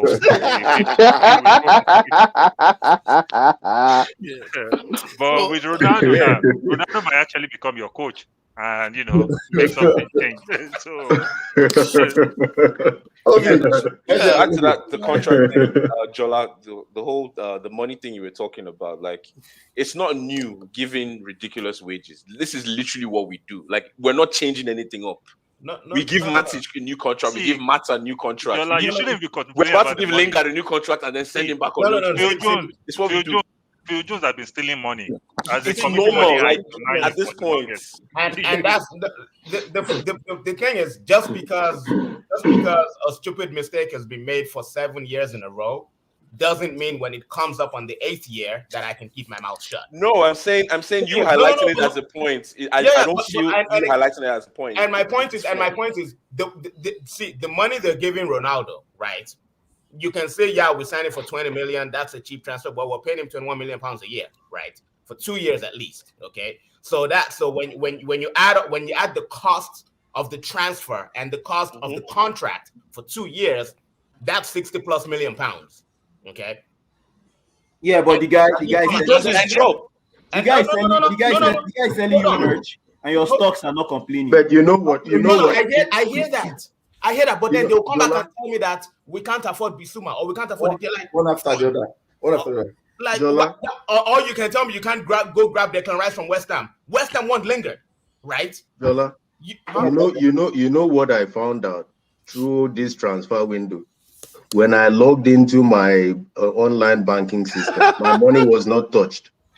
My money was not touched. You understand? Not even it's their money. I don't care. Yeah. Money was not touched. I'm telling you, if they want to go and buy the Avengers, I have a problem with it. That look. At the end of the day, we are fans. We are fans, and we are at the mercy of these owners. Yeah. Whatever they decide to do is what they will do. We can protest from morning till night. Worst case scenario, they will put a barrier to the entrance of the stadium and play empty and still carry out what they want to do. They have the power. Yeah, we have the power. It is actually dictatorship. We have the power. We have the power, but our power is limited. They still own this. It's not. I think it's not. I think we've made capitalism has taken over football and made us think it's not, because the protest this off season is what made Manchester United spend like this. What happened when they entered Old Trafford and they postponed the game? If that did not happen, I guarantee maybe we get only Sancho and all of us are here crying, end of window. That's what happened this season. It was because of the protest. So we have power, we do. I think football fans have just been like their memory have kind of been doctored over the last couple of years, where they feel like, oh, we don't have any power. No, we do. We have power. We actually do have power, and we've showed it. Football showed it this off season that we have power. As much as we might have power, the owners also bank on the fact that we have automatic amnesia.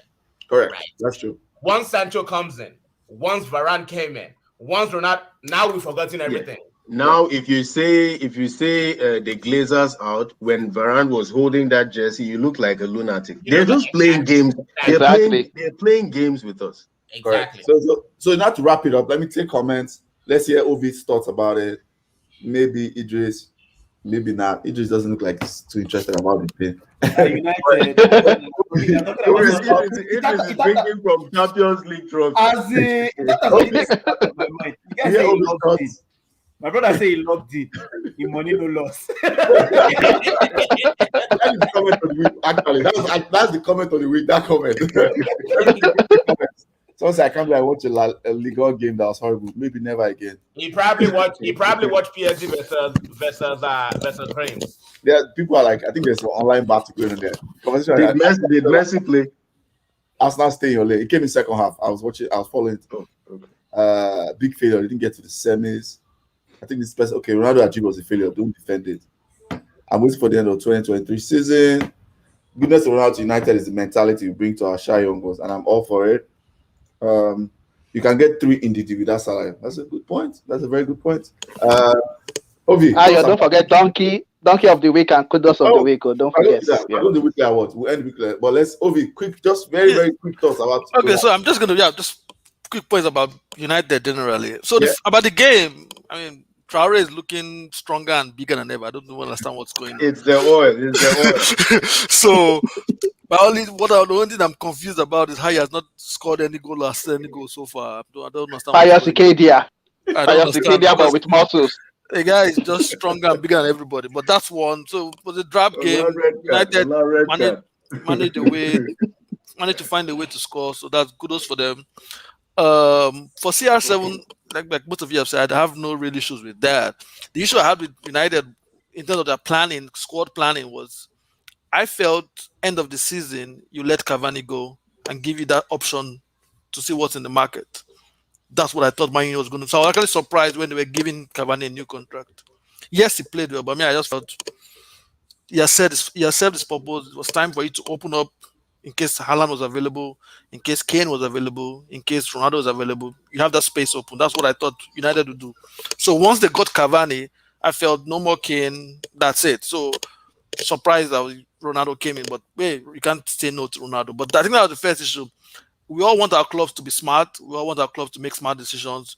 Because we are part of our clubs feel like a branch of us. So we all like to feel smart, right? So I think that's the main issue. But it's hard to say no to Ronaldo. Let's just move on with that. In terms of Ole out, Ole in, I think generally these days is uncool to be level-headed, to be fair. So some people have just said that Ole out from the beginning, and nothing Ole is going to do is going to change their mind. It doesn't matter what happens. What I would say is Ole is not leaving United unless you guys are not in Champions League. Just take it from me. Exactly. As far as you guys make Champions League, he's going to be the coach. Just forget. So unless you want to leave Champions, come 5th or 6th one season. I rebuke the spirit of the devil. So until that happens, just forget it. Ole is here to stay. Man is a very commercial club. Yeah. They make a lot of decisions based on the commerce of it. Ronaldo going to sell jerseys. They're going to look at all those things. So you might say Ronaldo is 3 in this, but will in the jersey sell 3 of them? Will they sell up to one Ronaldo? I don't think so. So this is very simple. No, they jar our guy like that. Our guy so I love it. I'm just saying, like that. United is a very commercial conscious club. That's a good point. As far as Ole keeps making Champions League, he's going to stay. It's not nothing can change that. Yeah. Unless he gets sick or something, just forget it. Ole is here. Accept him, embrace him, love him. That's it. He's here to stay. I rebuke you in Jesus' name. So that's what I'm just saying for like I said, it's just that. I mean, Man U will struggle. They will do their thing, but they'll probably still make top four. So Ole will be here next season. Let's enjoy him. Yeah. His daughter plays for the U21, so he's permanently planted in Manchester. So I mean, the United is strong. United and Arsenal, difference is not that much. United just a few years ahead, and they have more money. A lot of bad decisions everywhere, but with the money and the quality of players you're buying, they'll cover it up. So you will make United is Arsenal with a Gucci belt. Yeah, something like that. So they are ahead and they have more money. No, So far from it. they buy quality players, and the quality players will find a way. That's very harsh, Jola. That's very harsh. To make it happen. I wanted to. No, May I just but quickly you add- know the thing is, when you have money, you can spend yourself into you can make yourself look good with money. If you continue spending money, you get it right at some time. That's what Man is doing. That's what Man is. is. Yeah, because they bought Fernandez. Hey, Let me tell you, if Oli stays there for 5 years and they keep spending, they will win the league one day. Yeah. They will find a way to win the league. Like it will just so maybe 6 teams will just fall asleep, and it happens some seasons now, and Oli will just find himself. Oh, where am I? This is the top of the But league. It almost happened last season. It almost happened last season. It almost happened last season. But the other teams are all. Wait! What almost happened last season? Like United were on top of the league going into the middle of the season. For how many days? I'm just saying. No, allow it. Fine. all I understand your point, and I agree with that. Like see, You just to be calming down, Jola. Who came second in the league eventually? Was it not United? Even up to like 7 matches to go, there are some United fans that were dreaming. That were like, "There's a slight chance." That's all you need. There's a slight chance. Dream. Did you hear the keyword? Dreaming. But what else do you want? At least you were in with a chance. You were in with a chance, even with like 5 matches to go. Were you not in with mathematically? Mathematically, you were in with a chance. Mathematically, up to like 6, 7 games to go, you were. Mathematically, you were in with a chance. Mathematically, I've never seen a calculator play football. Okay. I am and when you said, "Oh, if you can eventually, win the league if you keep spending money." I have never seen a sack of money score a goal. Listen, every single time Ollie finds himself in a position to take advantage of other teams' weaknesses, he has always bottled it. Like everybody on here can bear witness to that. Like, am I the only person crazy here? Like, I don't. Well, when you have money, there's an answer to that. Let's wrap it up.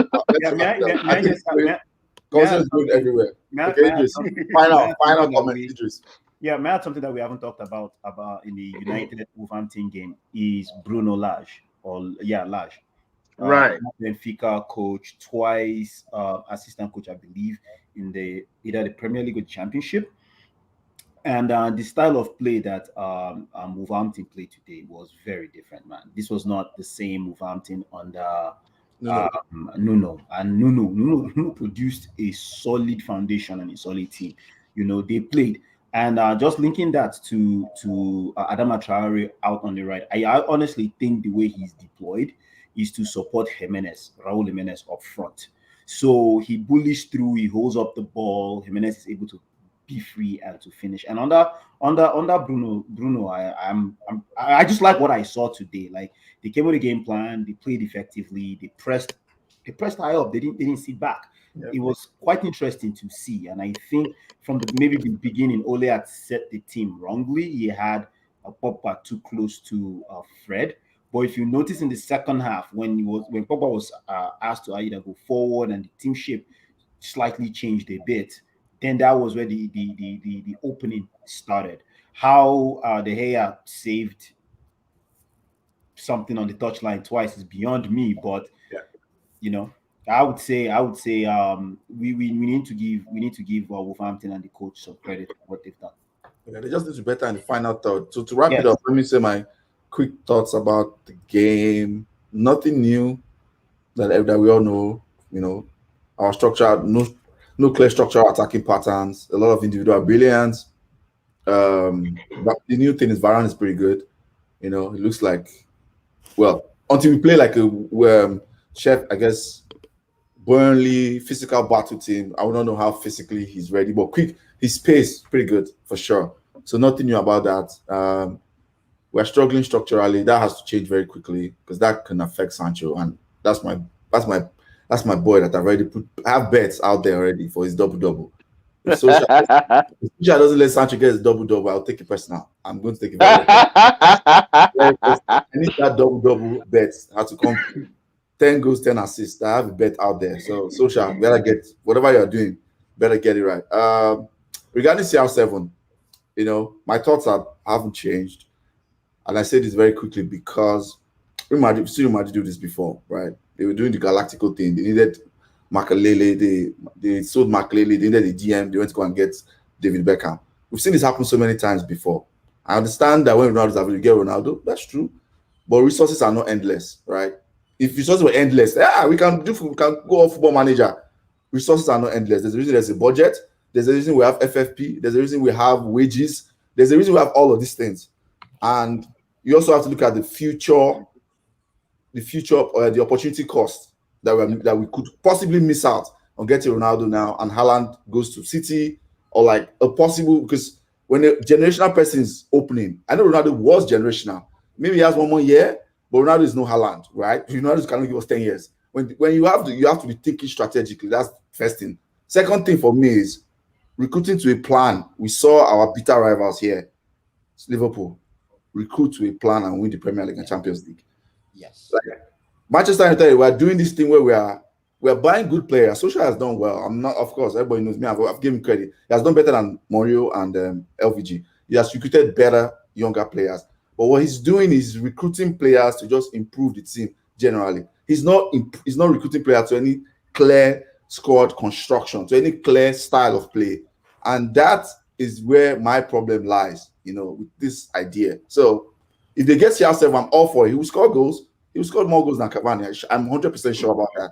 But everything that happens before that, that's where my problem lies. Like, how are we going to progress the ball from the midfield? Who is going to break up attacks?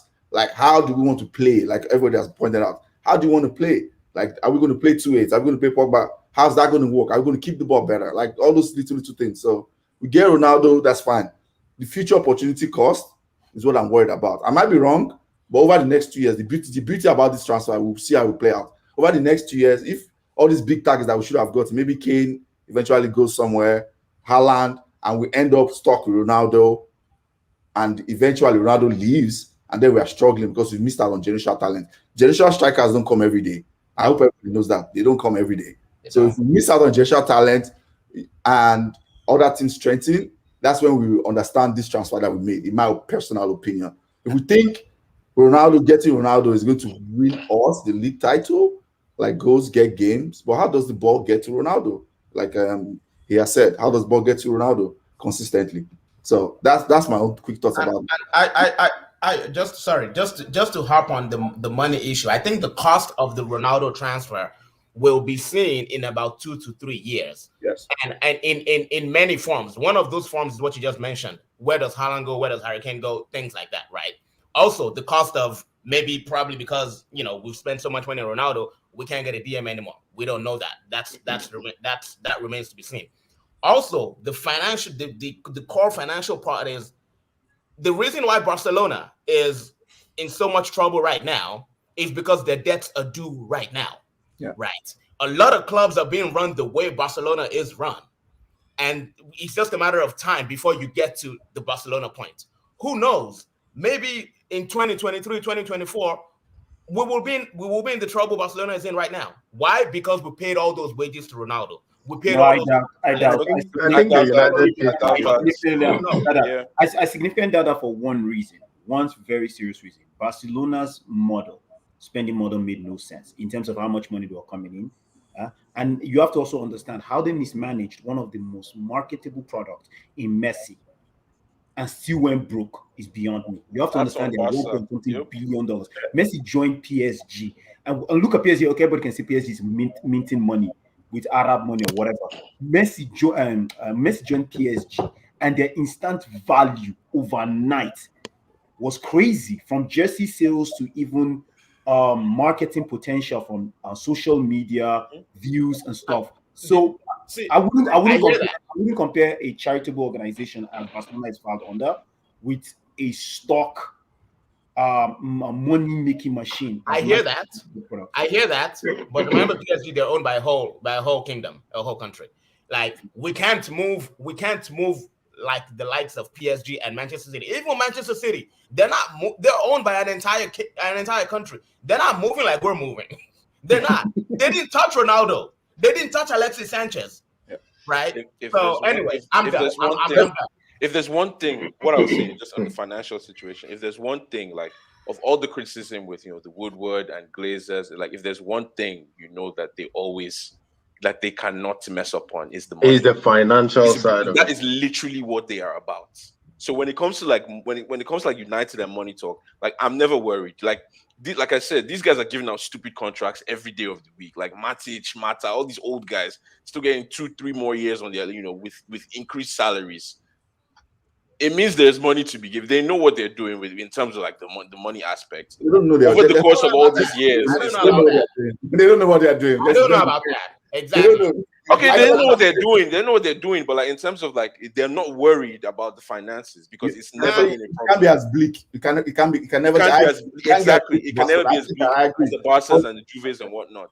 But it has still been a very, very mismanaged franchise. Manchester has been, from a footballing side, has been a very mismanaged franchise. Oh no, for sure. Based on ROI, right? We spent over $1 billion since 2013. We've not even had this one serious title challenge. So let's not even go there. That's a whole. At the end of the day, you have to take the advice Oga Spliff said. Check your bank balance, and if you did not miss any dollar, why are you using Panadol for another man's headache?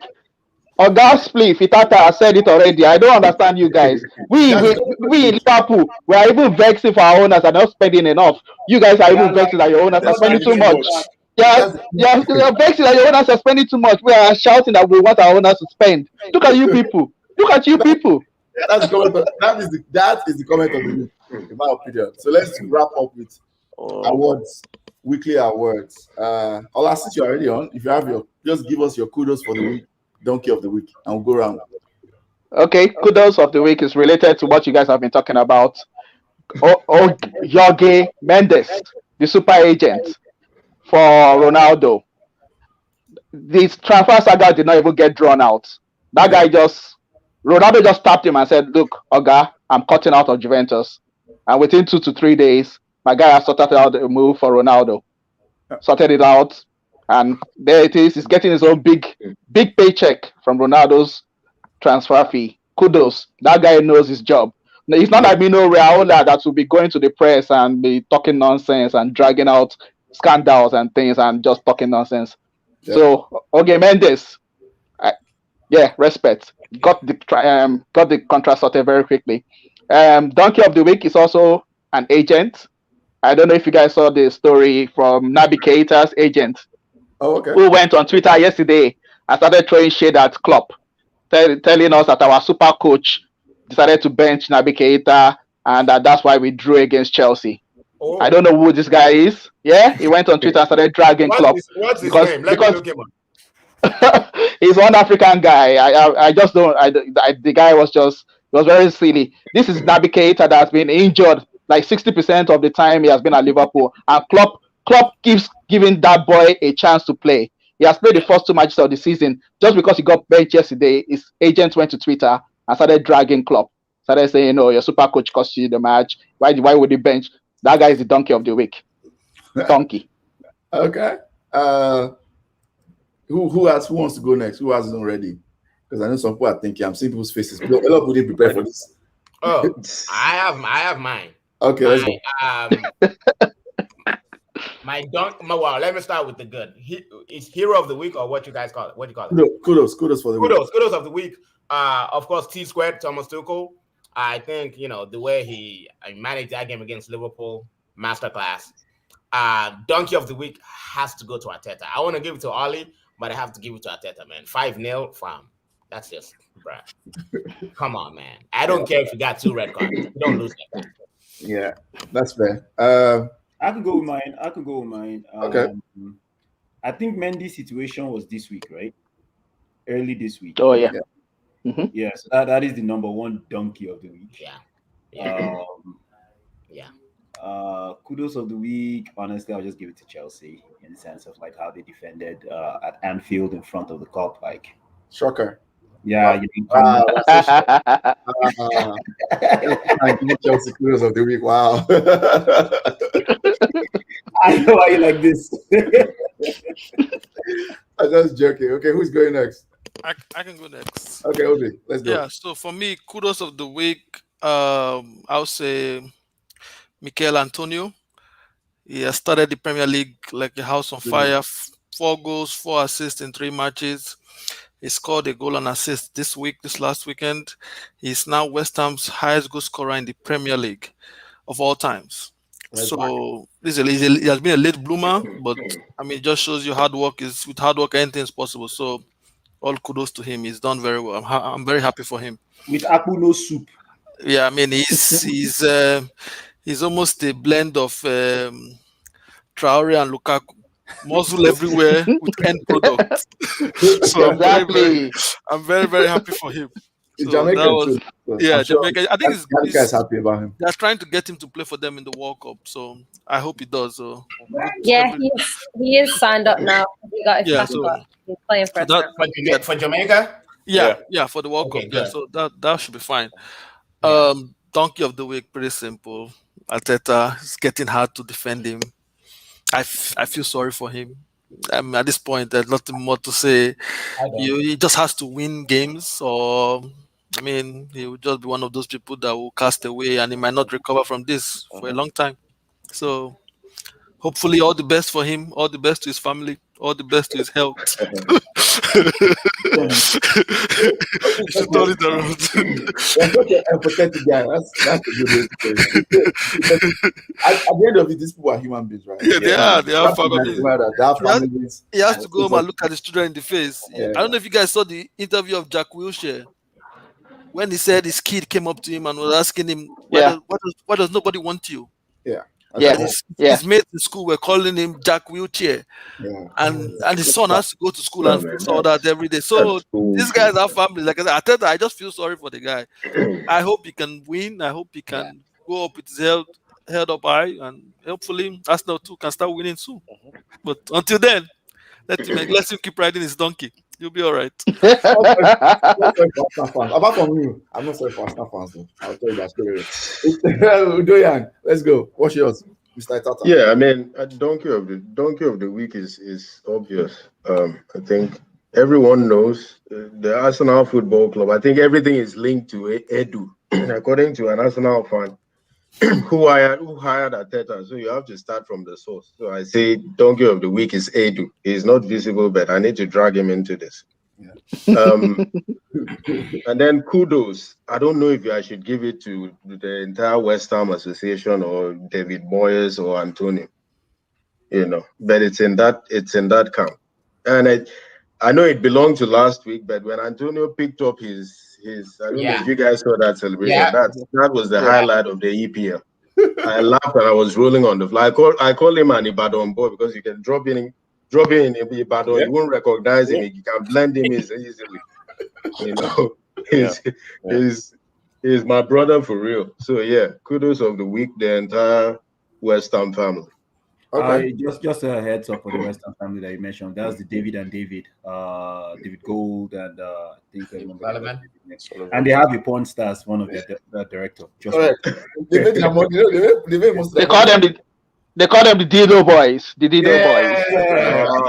Well, they were definitely up this week. Wow, that's a good one. That's a good one. Okay, who next? Daniel. Kudos, definitely Antonio as well. Just because of his journey. I think he's in his 30s now, and this guy has played he's played left. They stuck him at left. Is it left back or right back? Right, yeah. Like he's literally played everywhere around the field, and to do all that and still, keep pushing. There was a time he had a very lengthy injury as well. He was out for a very long time, and then to come back and to be like this reborn player. I've watched some interviews, over the years with him, and like he's just always been, him just kept it real every single time. And for a club like West Ham, like that is a club with a lot of history. So to be able to hit that landmark is, kudos to him for sure. And then my what's it called? You said donkey of the week. I'd say. I mean, I know people talking about Arteta, but for me, it's actually Granit Xhaka. A lot of talk about, a lot of talk would not be on him because obviously Arsenal played terribly all game. But like, for you to be a senior player, you do not help your manager, you do not help your teammates doing stuff like that. Like they said, this is his 11th red card of his career. Like, okay, yeah, it's in your nature, but this is not that is not the type of game that you, after that red card at 2-0 with 10 men, you could say that there's still a possibility, but after that red card, like, you already knew, like, it was over. It was over, and he let his teammates down. It's just from a football on the field standpoint. Yeah, I'd say Xhaka. Okay, Dio. Donkey of the week, Benjamin Mendy. No much comment. Hero, kudos of the week goes to my boy here, Jamal Musiala. Watch out for that name. Yeah, I said, I called you. I said last season, I told everybody, Musiala is one of the people everybody should watch out for. Like, the boy is coming. Him and Jude. Yeah, Jude Bellingham. Yeah. Sorry. I'd have to agree in terms of Xhaka, just because I know people were saying it was soft, but I think when you're already 2-0 down and you get sent off, it doesn't really help. Because I think if they get the third goal, they're still in the game. Do you know what I mean? But obviously, once he got sent off, it was game over pretty much. So definitely him. Mendy, he's not even a donkey. He's just a straight up criminal. So yeah. 100. Like, I knew he got arrested a while ago, but I thought it had been dropped. I didn't realize it was ongoing and he was still doing it. So yeah, he shouldn't go to jail. Throw away the key. That's what innocent until proven guilty. Still, Yeah, but I would normally say that. But the fact that he's been arrested 3 times in the last year and he did the same thing that he got accused for last week. The week he was arrested. Yeah, it's been going on for a year now, nearly, and he's been arrested 3 times. So he could be innocent, but it's very unlikely that sort of 4 or 5 people are making the same allegation. I think I'd be surprised if he was innocent. Regardless, Yannicka, you already said a very vital thing. Like 2-3 times arrested in the game. I come on, man, at some point. That's what I mean. Yeah. No. I'm not really innocent. I was gonna say, Jola, that was one missing factor, right? Like, we did know, like, yeah. After 2-3, you're like, no. Right. No. I'm just saying. Of course, he must have done. What is being alleged, but the court has to convict him. That's very true. And even if he gets acquitted, that doesn't mean he didn't do it. We all know that. So. That's another one. So. I just wanted to say something quickly on Xhaka. So I know Xhaka messed up, but I think the club even messed up even more, because sometimes it's better to do nothing. Doing nothing might be the best move. When Xhaka was pretty much saying he wants to leave, and we wanted to evolve away from him, but we couldn't get enough money we wanted, then you bring him back in. He has 2 years left on his contract. Why not just let him go to 1 more year? And then why extend him? So this is what I talk about, squad management. That's why I say Arsenal, Man U, they are similar, but Man U is just better because they buy better players, they have more money. But that's the problem. So that's why I don't really blame Xhaka that much. My issue with Xhaka is that he should be winding down his Arsenal career. So it shouldn't even be. So even if he keeps getting record, I'm happy when he got it. For him, I'm happy because I'm like, he's not going to play 3 games. So let's go. And that's the way I see it. I'm serious. That's the way I see it. He's not going to play. We're going to lose to Man City no matter what. Now we have the chance of saying maybe Thomas Partey and Lokonga or something. Let's see. So the club is making the mistakes. If the guy says he wants to leave and you want to let him go, why are you signing him on a new contract? He has 2 years to go. Doing nothing sometimes is the best thing you can do in life, in stocks, in something. Just leave it. There's no need to jump into conclusion. Just let the guy. Next day you address it again. So that's all I'll take for Zaka. That's my crypto advice for the week. Do nothing. Do nothing. Don't fail. In my own donkey and kudos, my kudos, two people together. You know, I typically never give United ones because I always try to be neutral on here. But I'll give United ones. David De Gea, for the last two performances, gave us literally 4 points. And Robin Van Greenwood, my boy, the star boy. Gunwood. The guy is incredible. I've been on this train early on, so I'm happy he's finally coming to fruition and becoming consistent. You remember? I know he's a favorite of Ovi. You know that I've always tried. I'm a striker. I can see talent when I see it, and I was telling you from the beginning that guy is your best finisher. I agree now. I fully agree. Yes, he's our best finisher now. I guess until Ronaldo comes in, it's our best finisher. For Donkey, I guess there are plenty of them. I don't know if I should add anyone. Like I agree with all the Mendy, Kaka, Arteta, the whole Arsenal board. I mean, that's kind of where we are early on in the season. Yeah, I mean, I don't have an extra one, so I think that's it for today. It was a large panel. We're able to get through it close to us. Hopefully, I'll find means to make it shorter. But thank you everyone for coming. Itata, Idris, Ovie, Daniel, Dio, Jan, and Jola. Please, can you give me an opportunity to check? Igwe Zebra, welcome back. Igwe Zebra. I wanted to do it since. I was like, he's gonna give me 1 minute. All right, no problem. We've come to the end, everyone. Thanks. Share, like, subscribe. We are out. Peace, guys.